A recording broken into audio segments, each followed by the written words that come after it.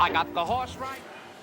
Hello racing fans, and welcome back to another edition of Handicappers Corner, brought to you by the Derby Barn Grill. As usual, Drew Forster and Mike Heads here from the Derby Barn Grill, set to do the Saturday, June the 4th races at Hastings Racecourse. We do have 7 on tap on the Saturday program, 8 thrillers on the Sunday, June the 5th program.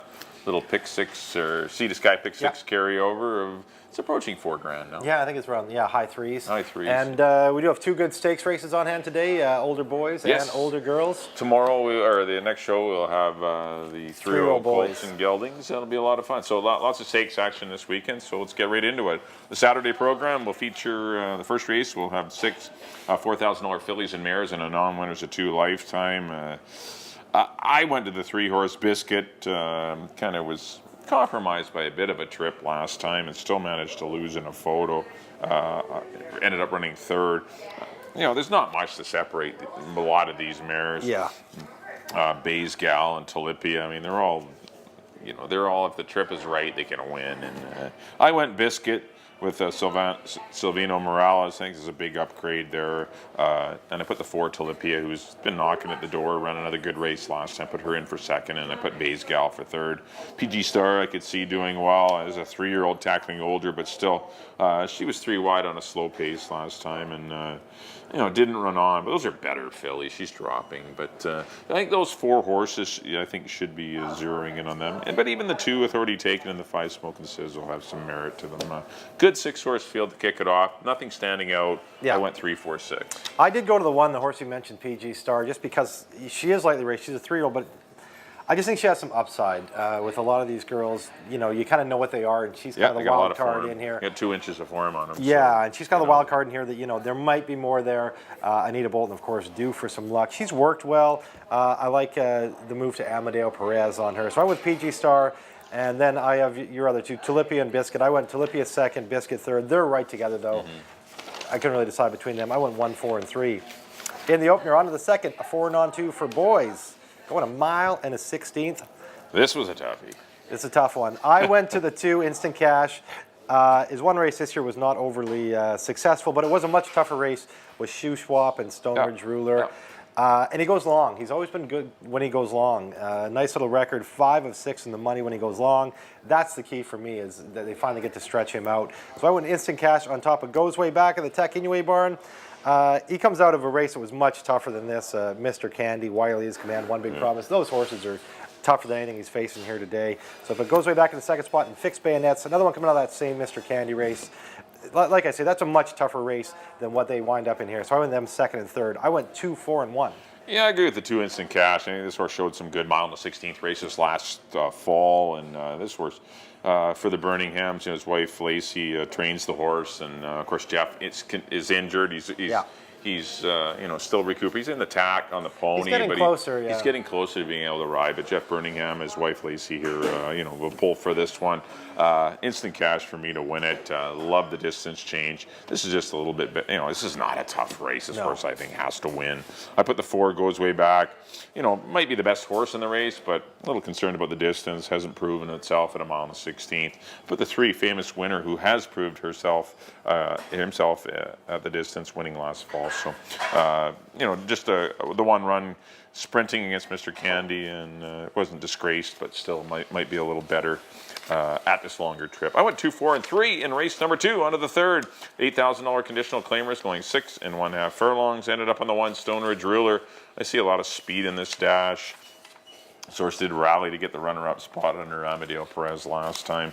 And I just see Similkameen Luke going, lead the pack, lays close. Forestry's Devil, Harbor the Energy, Bandoliero on the outside. I just see a lot of pace pressure. And I just see, I don't love, do I love Stonebridge Ruler? No. But I mean, I just think, if you're going to make a pick in this race, he was a big price. Maybe the time to get him was last time. He was double-digit odds. He's going to be less because he ran 2nd last time. But he is definitely worth putting in the mix. The 6, Harbor the Energy, has a lot of upside, only 2 lifetime starts. Good game win over next out winner PS Diamond Cutter. And this horse does have a lot of upside. You know, I wouldn't be surprised to see this horse move forward and win again. And I put the 8 horse Peace Arch. He's had a lot of chances, but still ran second last time to next out winner Prince Hotel, who did come back to win for 9-2-16. He did take a big jump up too, did Prince Hotel. I've been running into some tough ones, so it's in command. You know, this horse has had some tough assignments and coming out of live races. Poorly drawn in gate 8. That was my only concern with him. He just get the apprentice Jose Asensio, but I went 1-6-8. I've left out the 7 Tucci, who's been off 2 years. This horse has been working decently. Forestry's Devil, another one that could have some upside. There's another difficult handicapping assignment here. I went 1-6-8. I did put the 6 on top. I went with Harbor the Energy. Just as you mentioned, a well-bred son of Harbor the Gold that I think has a lot of upside. You know, he ran once last year. His first start this year, gets a 63 buyer for maiden 8. Mike puts him right back in for an 8,000 conditional race. This is a good spot for him.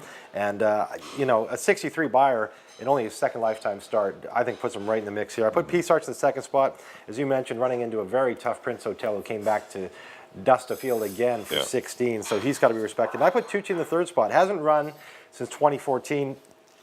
But Barb's off to a good start, and I like the fact that this guy, when he was running, showed a fair bit of ability. You know, third in a maiden 32 at Golden Gate, and then win a maiden 25 at Fresno. Those are tough races. You know, he's been off a while. He's obviously had some issues, and Barb just puts him in a nice spot for 8,000 in conditional race. And Dennis Arrojo, who had a big weekend last weekend. He's been riding great. He's a nice rider. It's not surprising to see him do well. He looks good on a horse. He seems to, know the track well, and there's a couple of under-the-radar riders that have been riding exceptionally well. Dennis Arroyo and Silvino Morales. Yeah. That Morales has been riding. He's a nice rider. Lights out. He's been figuring out the track, and he's saving ground. He's doing good little things and winning races. But yeah, those two guys are off to a great start. Yeah, so I put him in the third spot. I went 6, 8, and 7 in the third. On to the fourth. 62.50 for older boys. Good field of 8 here. And I went to the 2-horse Indy Racer, another Mike Anderson horse here. Was entered once already and scratched. I picked him that day too. Been working very well. He worked in 59 over this course. That's pretty tough for a horse that's going to run for 62.50. Arrojo again, nice rider. I do like Dennis Arrojo aboard this one. I put last year's reward on Nancy Betts Barn. Just got beat ahead last time. Unlucky loser to O'Derrick for the same tag. Got a 68 buyer. That one has to be respected in here. And I put Abil of the Pat Jarvis Barn. Pat broke through the win last weekend. She could start to heat up. And another rider that had a couple wins last weekend I like is Jose Gomez. Hard-working young rider. He's a decent young rider. Beach, he went on. Yeah, he won in Clemens Beach. So I put Abil in the third spot. I went 2, 4, and 8. Yeah, I agree with the 2 Indy Racer. Might be better going longer, but still, the 62.50 should hit this horse right on the head. As you mentioned, working well in the mornings. But the only thing that may get this horse speed is a 6.5 furlong distance. Maybe more of a better mile on the 16th runner. If he doesn't win, I think the 3 Ambidextrous do cool. And I really liked this horse last time. He should have won by about 4 lengths. He was impeded. There was no change to the original order of finish, which, I was on the fence on. I thought Jordan's Quest really got him at the 16th pole. And the judges I respect, they have to make critical decisions, and it affects the It was one of those ones I could see going either way, right? He didn't, right? He crowded him, so it could have come down, but they chose to leave it up, and it was a coin toss, I felt. But Ambidextrous Duke, that was his first race of the year, and he was full of run behind horse. Never did get out. He finally got out late and just zipped up, just missed by a nose or whatever it was ahead, and I thought it was a very good run. Gets Richard Hamill. I think that's a big plus. Arroyo probably went to the 2-horse, but I wouldn't be surprised to see that, maybe if they could have gotten Hamill, they would switch to him anyway off of an impressive race like that.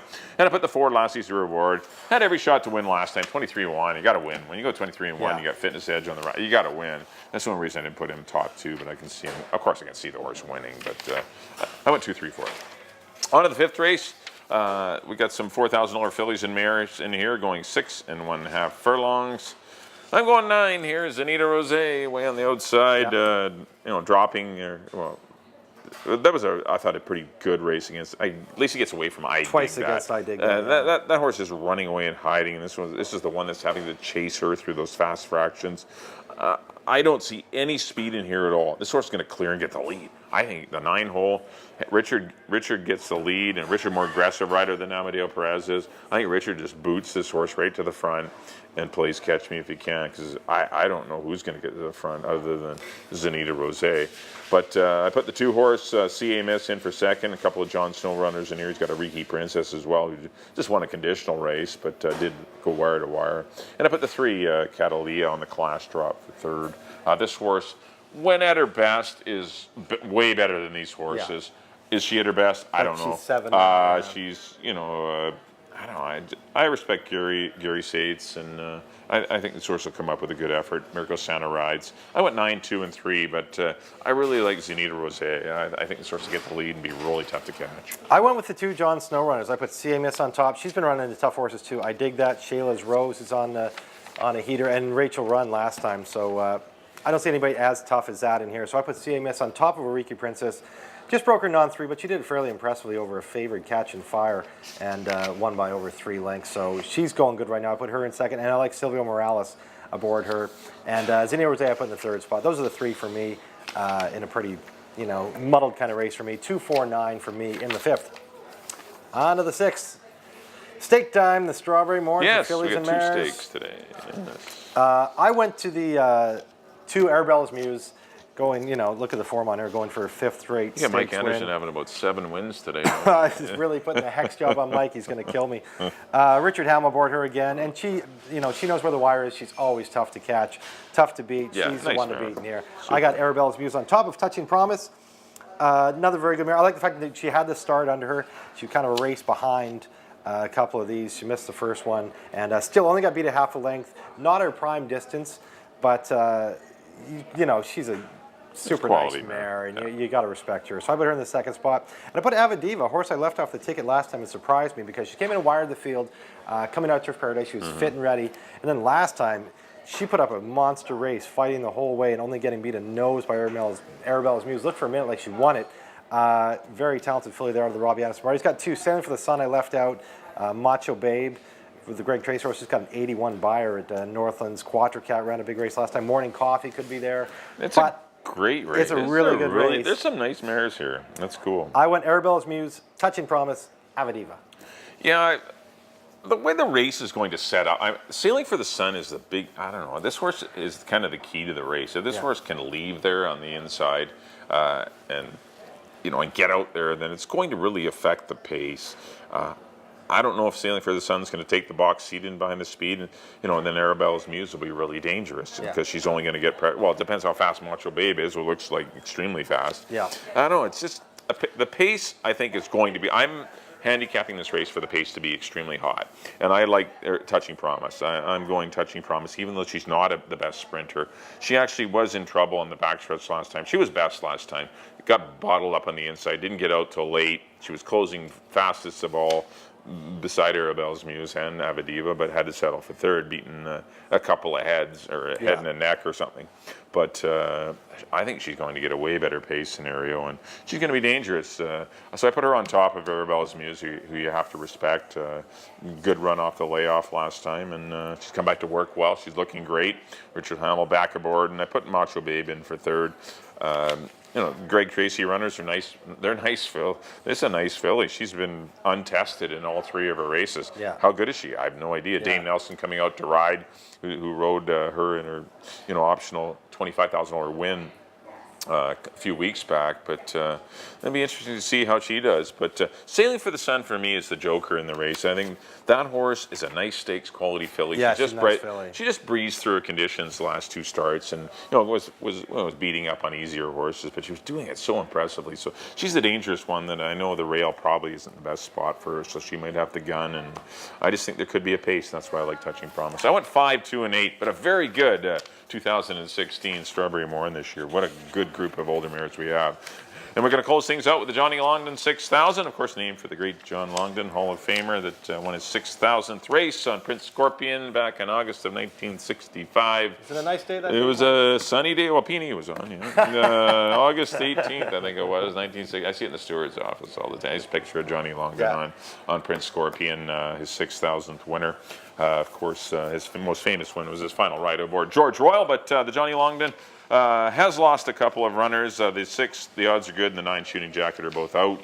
Yeah. They are entered back on Sunday. Yeah. But the horse to beat is obviously Modern. I mean, the race goes through Dino and Swift Thoroughbreds Modern.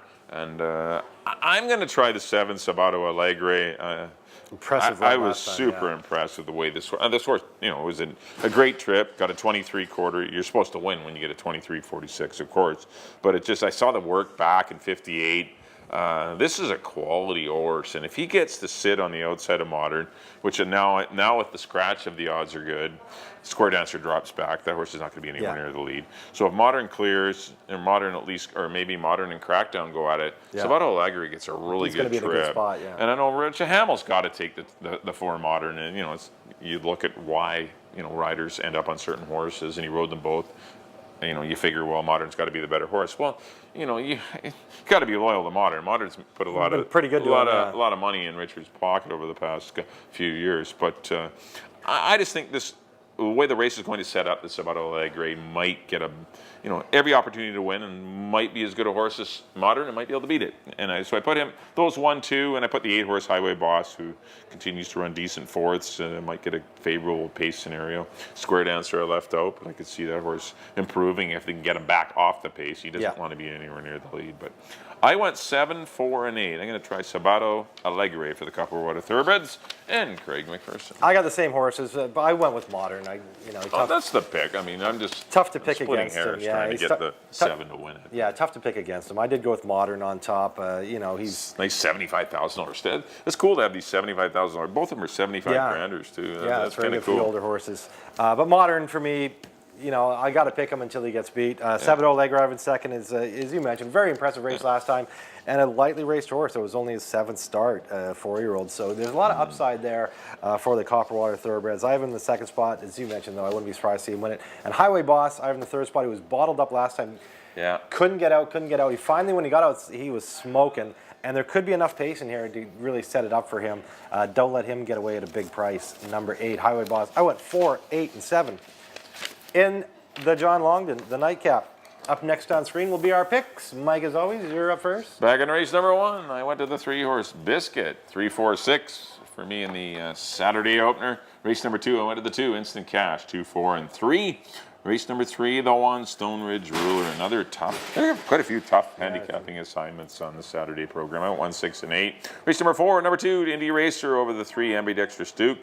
And the 4 Lassie's Reward. Race number 5, the 9's Anita Rose. Kind of like her 9, 2, and 3. Race number 6, the 5 Touching Promise over the 2 Arabelle's Muse and the 8 Macho Babe. And then the Johnny Longden.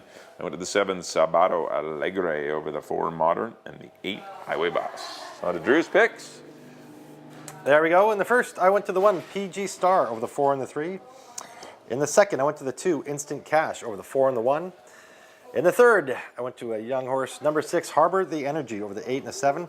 In the 4th, number 2, Indy Racer over the 4 and the 8. In the 5th, I went to the 2 again, CA Miss over the 4 and the 9. In the 6th, number 2, Arabelle's Muse over the 5, Touching Promise, and the 6, Avadiva. And in the nightcap, the John Longden, I went to the 4, Modern over the 7, Sabato Alegre, and the 8, Highway Boss. All right, that'll do it for the Saturday, June the 4th edition of Handicappers Corner. Thanks, everyone, for tuning in. Hopefully, we've given you enough information to fill your wallet on after the Saturday card is completed. That's a good day. You could do it because it's some tough races and there's going to be some prices. Yeah, and you got $3,600 or $38, whatever it is, 3,000 high threes for the Sea to Sky Pick 6, which is quite interesting. Definitely check that out. It's only a 20-cent wager. You got to be the only winner, the only solo ticket, but still, it's a good chance with a minimal investment to make quite a bit of money. But should be a great day. Weather's going to be great. The weather's going to be in the high 20s. Beautiful and hot. It's going to be in the 80s for the weekend, which will be great. Great for the fans and everything. But a little tougher on the horses, but they like the hot weather. Who doesn't? But of course, who doesn't? But once again, thanks everyone for tuning in on behalf of Drew. We'll see you next time here on Handicappers Corner at the Derby Bar and Grill.